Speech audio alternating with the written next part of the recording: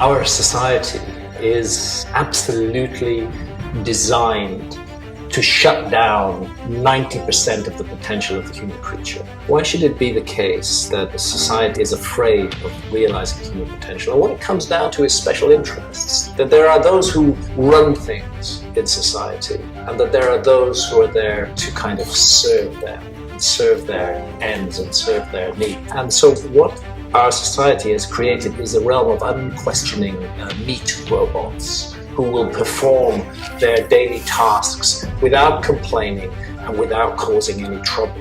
And that may be very useful to certain small interest groups, but it's extremely damaging to the rest of humanity.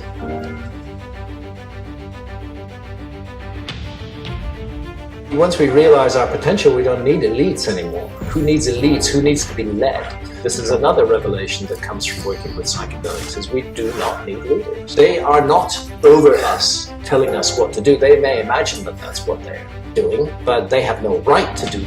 And the moment we begin to wake up and start asking really profound questions about the nature of reality and about the society we live in, their power is instantly diminished.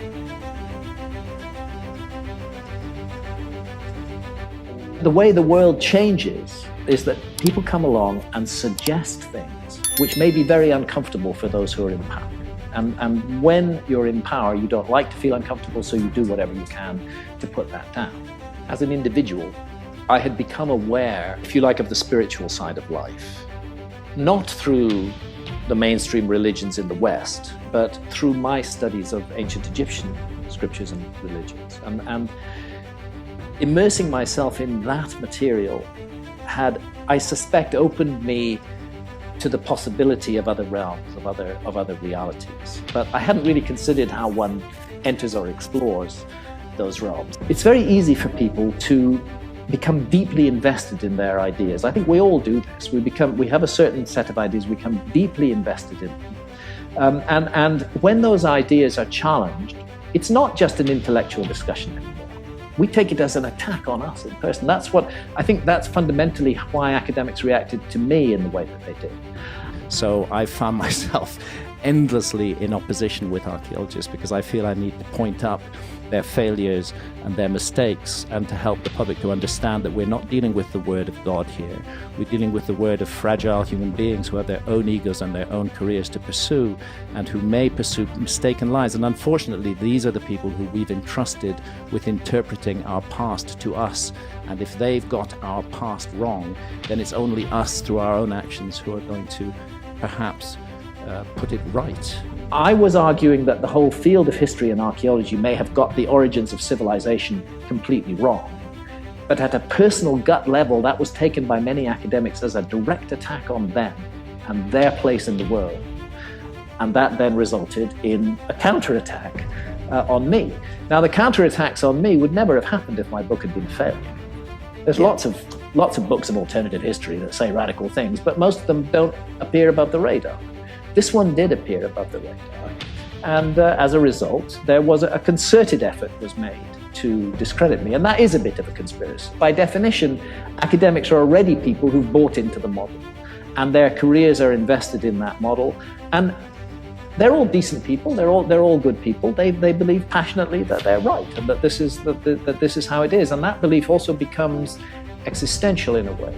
When you have academics who write to the BBC and they say, you must bring this man down.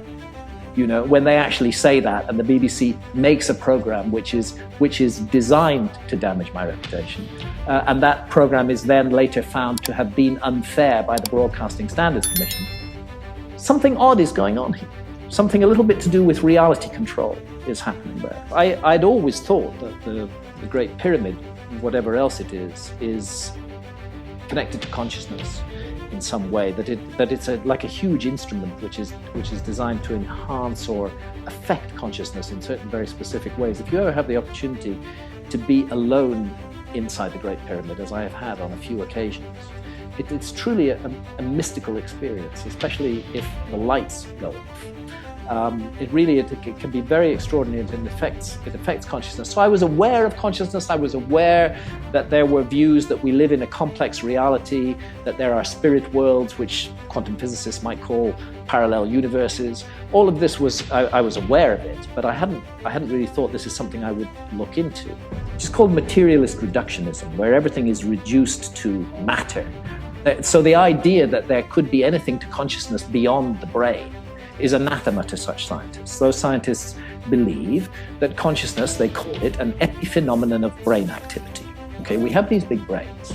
We evolved them in order to survive in the jungle of survival of the fittest. And a kind of accidental byproduct of that, we got this thing called consciousness. Believe it or not, that is what people like Richard Dawkins actually believe. That consciousness is an accidental byproduct of brain activity. I just find it very, very strange because I used to like the odd TED talk when I heard it, and I thought, well, okay, ideas worth spreading, go with that. And then 2 weeks later, TED removes my talk, and it removes Rupert Sheldrake's talk. And well, naturally, there's a fuss about this, and people want to know why. And TED say, oh well, because these were pseudo-scientific ideas. They never justified or supported that. They accused us of representing ideas about consciousness, which were not scientific. That's not the case at all. Rupert Sheldrake is a highly credentialed scientist. They were the kind of science that these people don't like. There's a certain faction in science. This is the society that we live in today, where huge amounts of money are being invested in promoting a particular ideological position. And I think that where we're getting wins is that people are waking up. They're realizing that this is part of a system of manipulation and control. They're realizing we are sovereign adults. We have the right to do with our own bodies what we wish, so long as we do no harm to others. We risk being thrown in prison, we risk having our reputations destroyed. If the powers that be enter our home and find that we're using psychedelics, I mean, this is really an Orwellian world that we've created. How dare some guy in a suit sitting in government tell me what to do with my consciousness? I mean, what an absurd abuse of human rights for a politician to say that he will send you or me to prison because we've experienced a psychedelic. We didn't do any harm to others. We underwent a personal experience, and for that, we're going to be sent to prison. This is the Inquisition. So a society that says alcohol's okay, and you can even advertise it, but psilocybin or DMT are not okay, and if you use them, you'll be sent to prison. That society is just riddled through and through with unbelievable hypocrisy. And we have to bring that out. We have to show people this is the case, because what's going on here is a fundamental abuse of human rights. We must be free to make decisions over our own consciousness.